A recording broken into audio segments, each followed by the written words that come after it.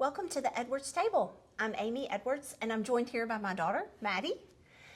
This season, we're going to sit down right here at the Edwards dining table and have great conversation about my wildly messy story. And thankfully, there's a beautiful ribbon of redemption woven throughout that only God Himself could weave through it. So super excited to be here. Thanks for joining. Grab a seat and let's jump in.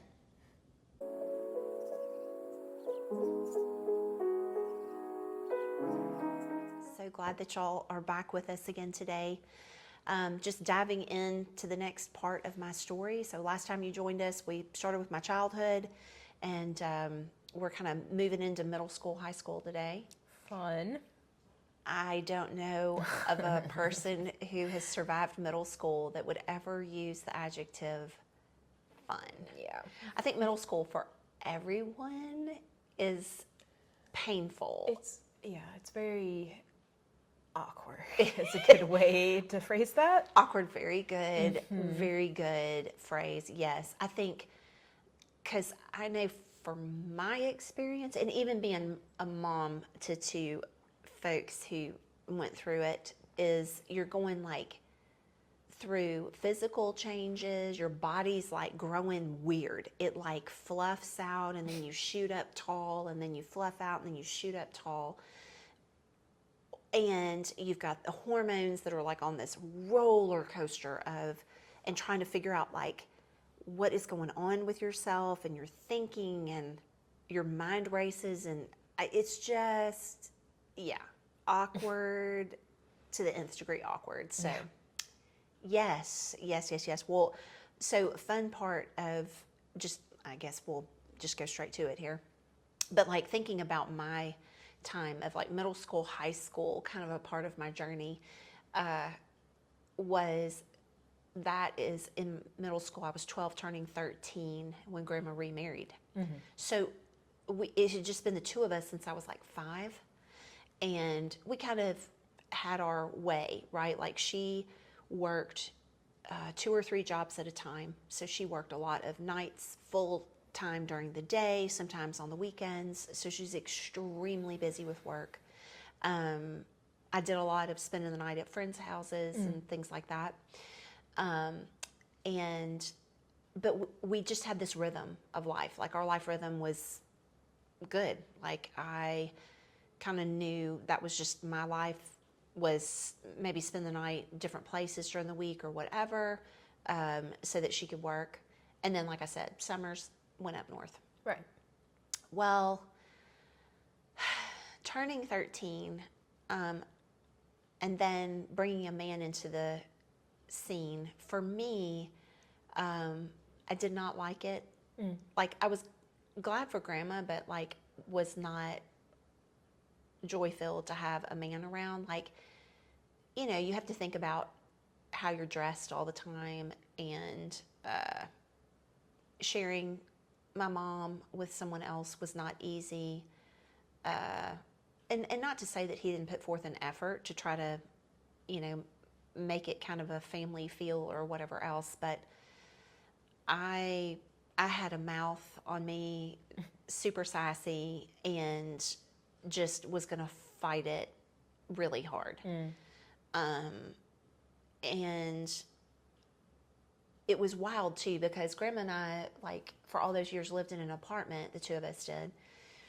And when she married, he had money and had a house, and albeit I had gone to private school, my whole grade school, middle school was all private, but it was a wee little school, sweet little school, was a great fit for me. But then when I went off to high school, they wanted me going to all-girls college preparatory school. So they got married. I was going into 8th grade. Not loving that, like I said, super sassy, but also it was nice for Grandma. She didn't have to work like she did. Right. So that was good. And she was able, my 8th grade year, last year at my elementary school, but she was able to be like a room mom and like come to events, which Oh, okay. that was good. I mean, like, it was cool to have her around. the school I went to, we had hot dog day on Oh, Fridays. fun. Yeah. And the 8th graders, we cooked the hot dogs and like put them in the buns and rolled them into napkins and deliver them to each classroom. Oh, cute. And then you could get chocolate milk or white milk. And so we would do the milk delivery too. So it was actually really fun. Like, it was kind of cool. Yeah. You would never be able to do that now because the Department of Health would come shut down your school. But well, also so many people with like allergies or whatnot, and like right. But also an 8th grader. No offense to any 8th graders out there maybe listening in, but like preparing food, a little iffy. that might be nasty. Yeah. Albeit we had moms and teachers that came in the kitchen and Sure. you know, like actually put hot dogs in They're hot like, water. okay, and we're boiled them. not, listen, Yeah, we're not letting Jimmy with his sticky fingers touch the hot dogs. We don't know where he's been. correct.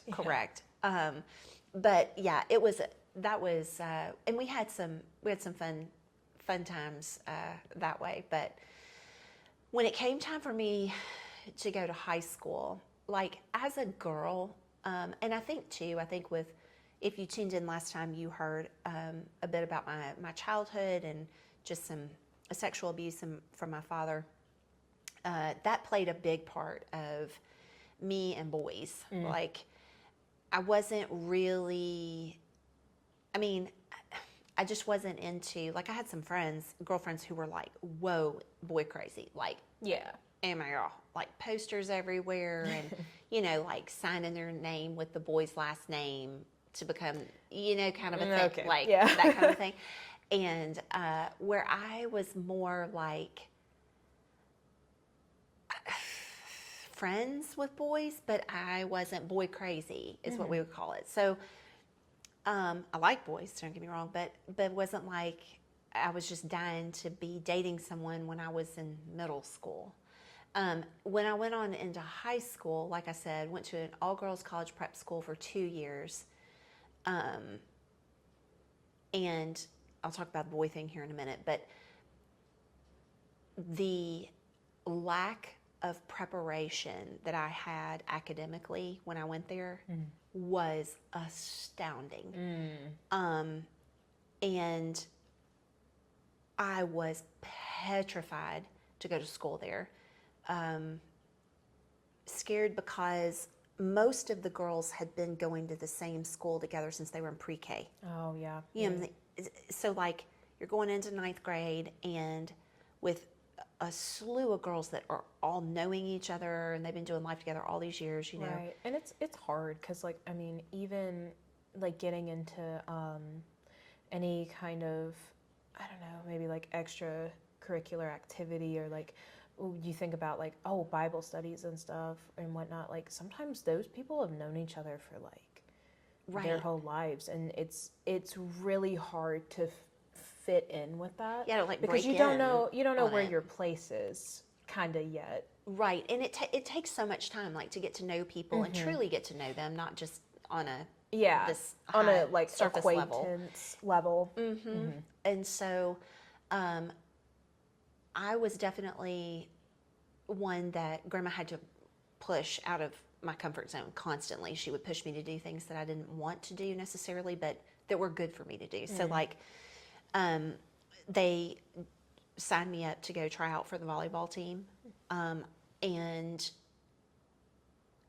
went and tried out. And as wild as it was, met one of my all-time best friends that I've had since then. She and I tried out together, and just immediately we clicked. And so it was amazing because I at least had one person that I knew, that I could rely on as kind of a person that I got to know really quickly. Yeah. And she and I became very, very dear friends from then forward. But so going into this school, holy cow, I was very ill-equipped academically. So we had summer reading and summer math work that we had to do. And my first day of school, I will never forget it. I had this teacher. She was a wee little thing in terms of height, but round. So she was short and round. Short and stout, we might She say. was definitely, and the lover of cigarettes and mints. And back in the day, teachers were allowed to have a smoke break. So she would come in and she would reek of cigarettes. But she turned back my English paper that I had written, and I gotten an F on it. And I will never forget when she put it down on my desk. And she never minced words. She was not at all a gentle, compassionate human. She was very much a very rigid and straight shooting person. But she looked at me and she said, "That will never happen in my class again. I suggest you figure out how to make this work." And up until that point, I had been a very good student. I mean, it was heartbreaking and shocking, but the way that we were given grades was it was a double grade. You had a top grade and a bottom grade. The top grade was your content grade, and then the bottom grade was your grammar grade. And our grammar grade was, if you missed 2 or more, it was an automatic 0 for your grammar, and then they would average the 2 together, typically. Well, I failed. I mean, failed beyond failing. And so very quickly realized I had no idea what I was doing. I was not well versed at all, and brought my paper home. Of course, Grandma mortified because I had been a really good student. So the course of the 2 years that I made it there were some of my hardest, but some of my proudest when it comes to what I worked through, what I learned, what I was able to achieve. I mean, the girls that I was going to school with had been taking Latin since middle school. They had been, and they had had this rigorous curriculum that they were being taught with, whereas, where I had gone to school, it was just not that serious. Right. And so, so my English teacher and I met regularly before or after school, depending on her availability. I got a tutor. I did make the volleyball team. Oh. So congratulations. Oh, thank you. That was petrifying and exciting all at the same time. But I would go and I would work when I didn't have practice. I would go either before or after school, and I credit my high school, those 2 years in high school, I credit with just how much I fell in love with writing because I had to fight so hard to learn how to do it. Yeah. And I mean, we're talking, I had to go back and relearn grammar rules. I had to go back and really work hard on reading comprehension. I can tell you, as somebody who majored in that for her BA, that everyone needs to go back and review their grammar rules, because everything you thought you knew about grammar is wrong. So it was a great class, advanced grammar. Learned a lot, but wow. It will rock your socks, that grammar will. Oh, yeah. Uh-huh. So no shame here about having to relearn the rules of grammar. I have to do that occasionally because I'm like, I don't remember how this works. So yeah, for sure. But it was intense what I had to work in order to get myself to a level where I was able to actually achieve what I needed to in school. And during those 2 years while I was there, again, I didn't want to be there. Like, I had no desire to go to that school. There was a Christian high school that I was interested in going to, and I had friends from my elementary school that went, and that's where I really wanted to go. And partly, I mean, let's be honest, probably because a wee bit on the lazy side of things, I didn't want to go to an all-girls college prep school where I was going to have to work so hard. And I knew I was going to have to work hard. Now, I didn't know I was going to have to work quite that hard. But also, I had this preconceived idea that this all-girls school was just a bunch of snobby girls, and they kind of had that reputation outside of there. But what I found was I met some snobby girls, I'm not going to lie. There are some, The stereotype remains true. We're here to tell you, ladies and gentlemen. oh, 1,000% yes, who grew into adults that continue to behave that way. It's disgusting. Love the cycle, guys.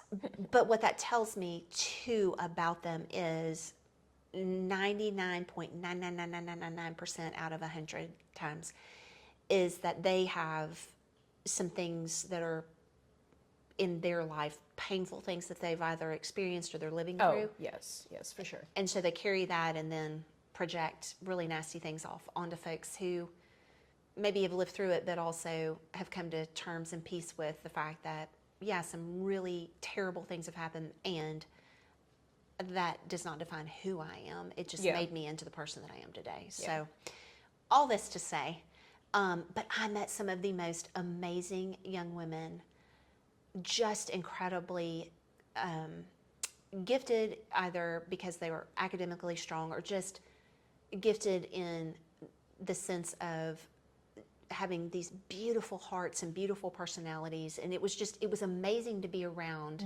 young women who, even the ones who were not the kindest, because it pushes you to be who you're intended to be, right?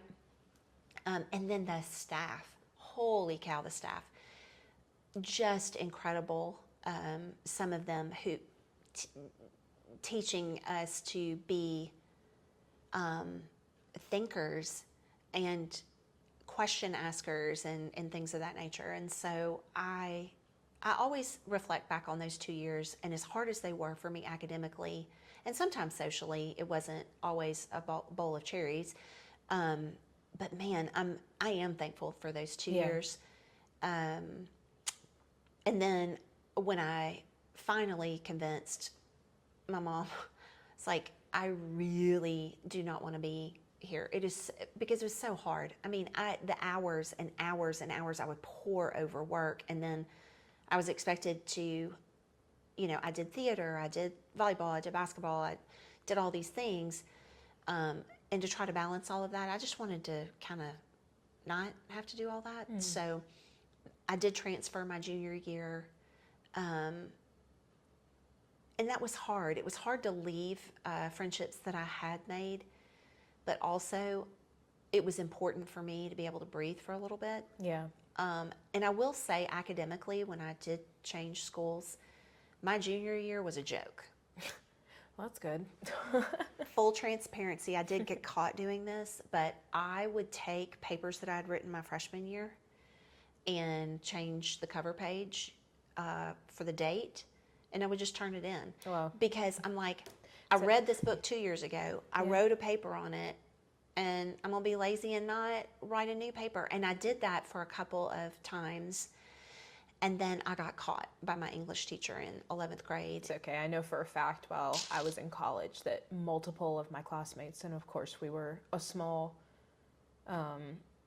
department on campus, but I knew for a fact that multiple students in my classes, because they had read or reread so many of the same like short stories or novels from other classes, they would do the same thing. They would legitimately just maybe type slight differences. Oh, I didn't even do that. You a girl here? No, I'm just like, I'm giving whatever. I'm giving them more credit than probably they deserve for that. They probably just slapped a new date on there and called it a day. But some people, they would do that. I never was able to get away with that, only because the prompts that I got Weren't the same. they were slightly different Just enough. enough. If I had to write one more paper about the yellow wallpaper, I think I was going to go mad too and start crawling around on all fours. I had to write, I think, 3 papers about that short story. I was like, no more, please. I was like, y'all love this story. Good Lord.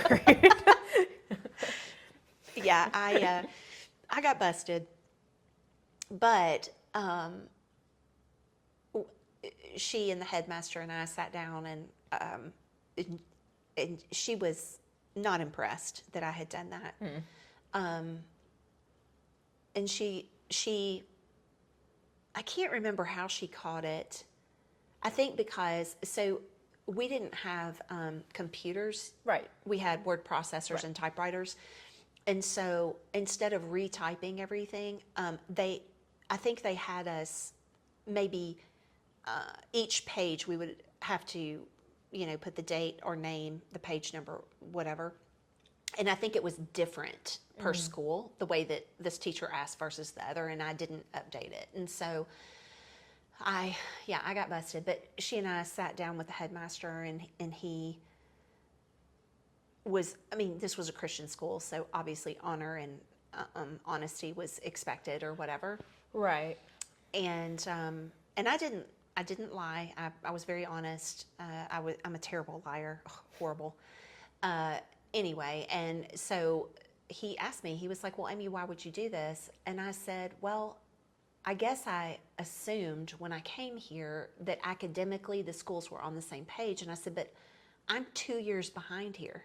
Like, what I'm being asked to do as an 11th grader, I did my 9th grade year. And Ethan from Blessed Assurance had to do that twice. Oh, I've read that. Sorry if you're a From lover. I'm not your girl at all. Ugh. Give me some Bronte, give me some Austen, give me some Tolkien, give me some C.S. Lewis. Like, give me some Brit books. I will devour and talk all day long, but I cannot with that book. And wow. Okay. But I think the ending this is going to sound so bad to people who've read Ethan Frome, but I think the ending was really funny because of how juxtaposition it was. Stop. Because of how juxtaposition it was to what it was Google building that. up. If you've not read it, spoiler alert, go Google that, and then when you come back for episode 3, you'll be like, you'll never go sledding again. wow, that was a lot of the things. I only think it's funny because it just came out of nowhere. Like, I thought they were just going to leave, they were going to leave together. And they're like, nope. I just was like, well, that took a drastic turn. that was a whole, Shakespearean twist, on steroids. At least Shakespeare sets it up. I was like, what?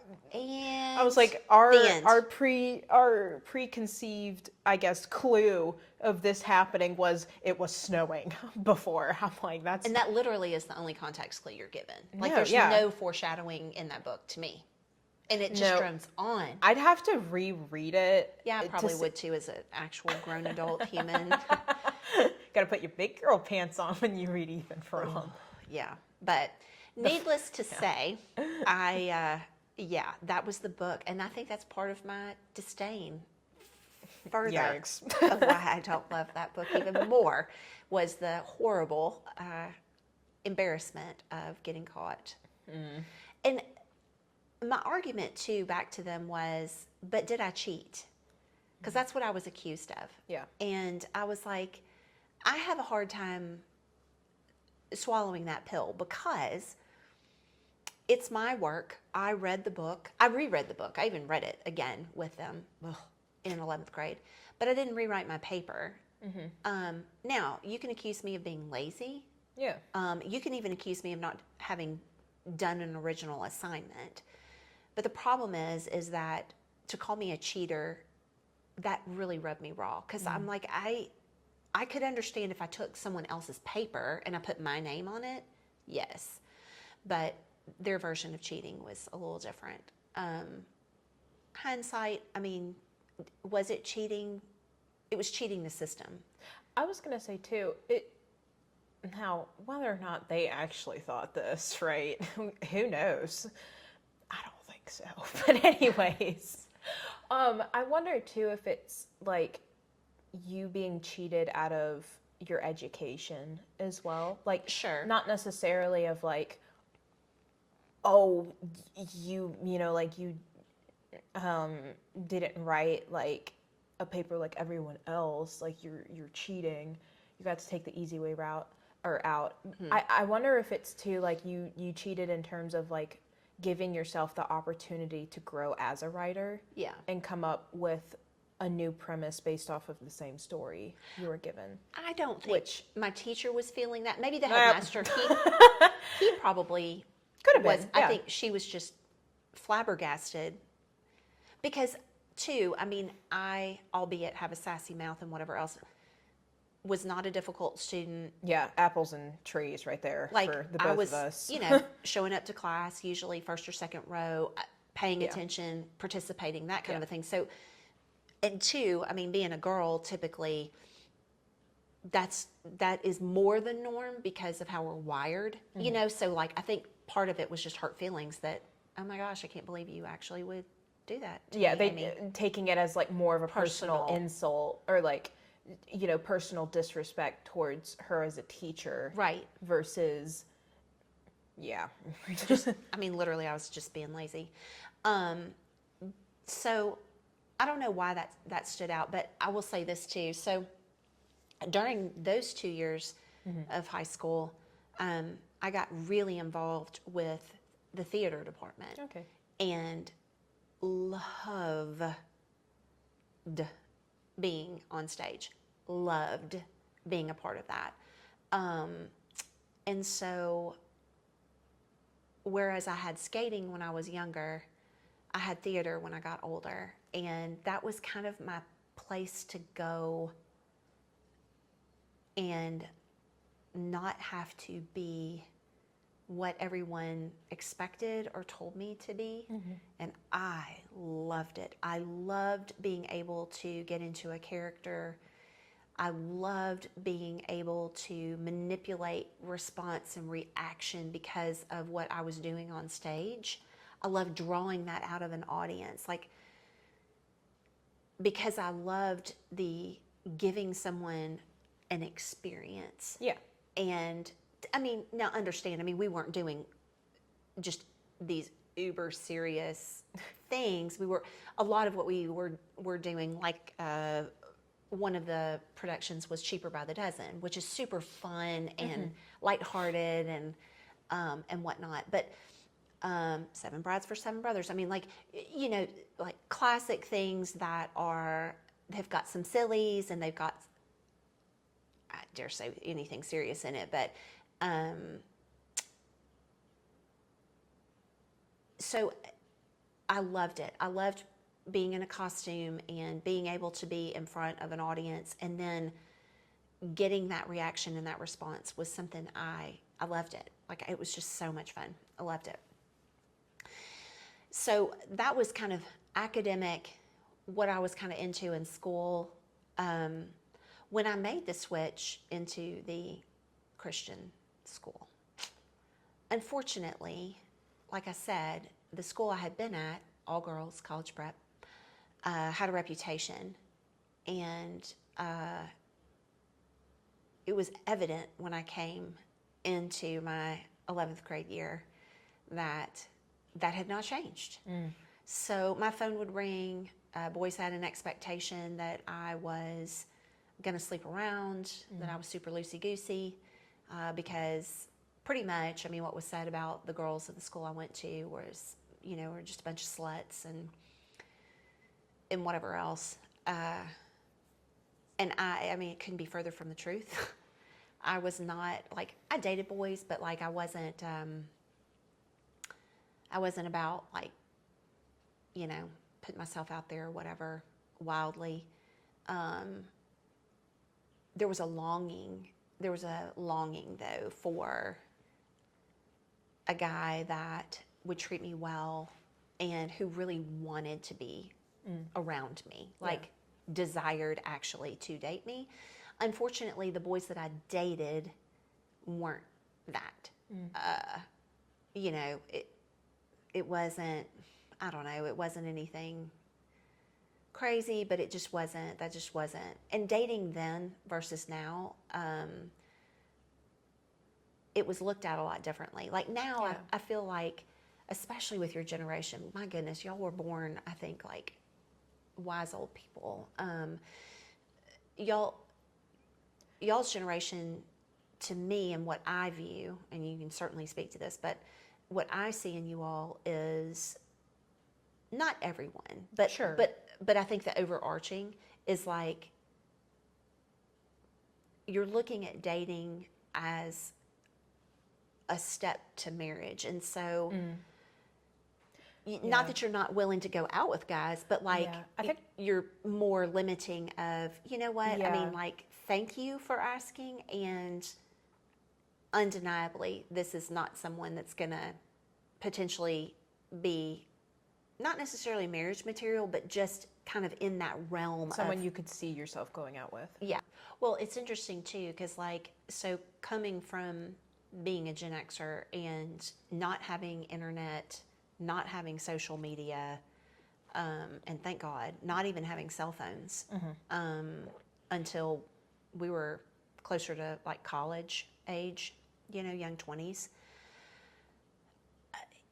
We were able to test the waters, if you will. So, Yeah. like, kind of what I was talking about with guys, I mean, I was raised to definitely treat boys with respect. Like, if Sure, if yes. they had the courage to make the effort to come and ask me out, then I was gonna say yes at least one time to yes, I'll go out with you, kind of a situation.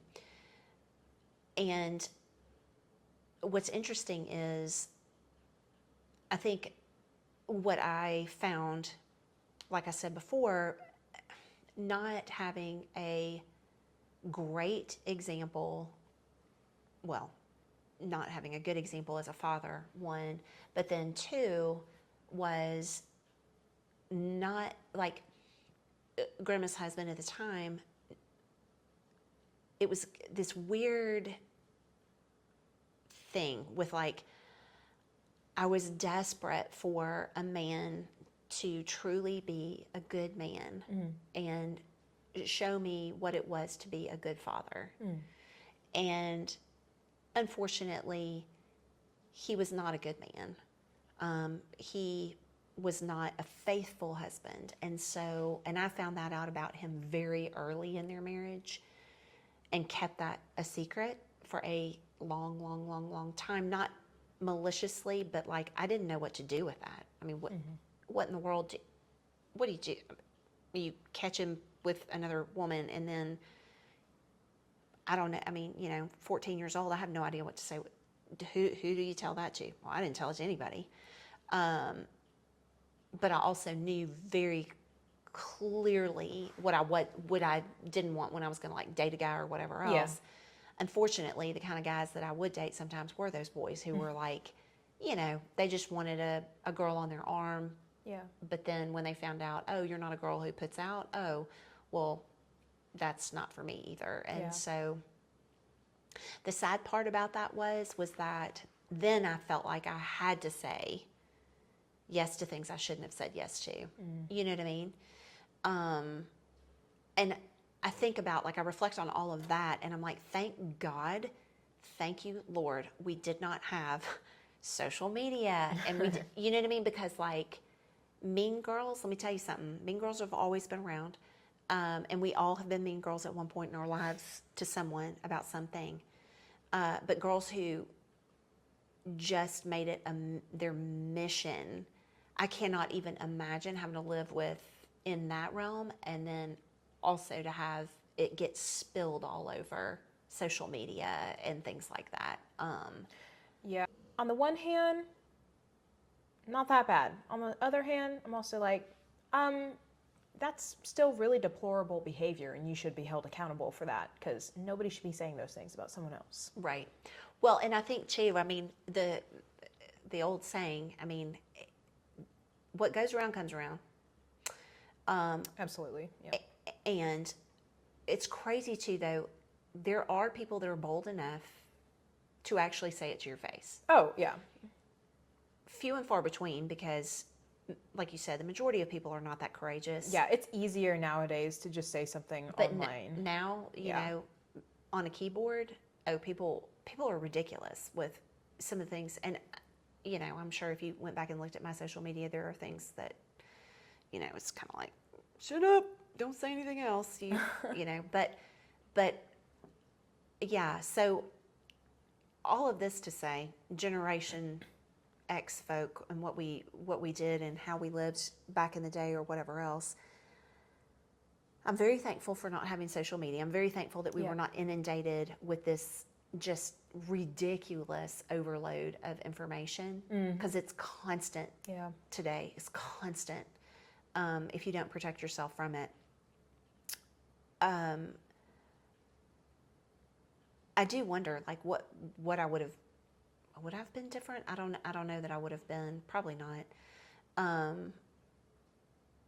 But I do know that, like, limping through what felt like I was limping through high school, um, and part of that age, trying to kind of figure out who you are, Yeah. what direction you're going. And really and truly, it's like I've always told you, like, your 20s are truly that, like, digging really deep into figuring out who you are, who you want to be, and then how do you get there. Yeah. And your 30s is where you really, like, dive into that. And so I was a mess of knowing truly who I was. When I had changed schools, I didn't tell people that I had been molested. And when I switched schools again, the expectation was I was this slutty girl who would do anything with a guy, and people just had these wild ideas about me. Yeah. And I was like horrified, because I was like, oh my God, that is so far from the truth. Like, I'm just not that person. But then did I want to play into that some and maybe have what felt like friendships, because I was so lonely. I wanted to have friends, but what I really wanted was I wanted friends who were my friends because they were my friends, not because I acted a way that made them like me. Yeah. I just wanted them to like me for who I was. My problem at that age, I had no idea. Like, I truly, truly had no idea. And just like when I was a little girl, the older I got, the less I talked about things. Like, I would talk, I was very chatty, but like I was never really diving into anything. And so it was just, my carload was turning into a trailer full of just junk that I was carrying with me, and it was just adding on. Probably a good thing then too, that social media wasn't around. Although, I don't know, because I feel like that's like probably the biggest problem for like a lot of people nowadays is like, just using that as the crutch for like their personality. And I'm like, that's... Well, and two, I think that with social media today, even, people forget that the picture has been filtered and cropped and edited, and the words have been thought through, and you can edit that. You can go back to your first post however many years ago you started on social media, 12, 15 years ago, and you can edit that. So, like, what you see on social media is literally a Polaroid of a moment that someone has doctored to mean what they need it to mean in the moment. Yeah. Albeit, maybe you don't have to use a filter, or you choose not to filter, and that's great, but you still have to craft the message that goes with it, and you're still giving thought to what you're showing people, which is a beautiful segue to end on today, man. It's like, the one thing I never want this conversation to be is cropped and filtered, edited, rethought, refilmed, and whatever else. It's truly just us sitting down and having a conversation about the good, the bad, the ugly, the not fun, the really fun, whatever it may be, but the journey that we're on and kind of where we've been, and then prayerfully where we're heading. So yeah, this has been really a good day. It started off a little bumpy for both of us. Like, my head has been splitting for 2 days, and I've been tired. Yeah, and neither one of us like feel confident in front of a camera in terms of like, oh yeah, this is super easy. Yeah, no. And there's a reason social media was never really a part of my life. Exactly the case. But on that awesome note, I just want to thank any of you who have tuned in today for stopping by the Edwards table, and just want to remind you that there's always a seat for you here. So thanks for stopping by, and we'll look forward to seeing you next time, y'all.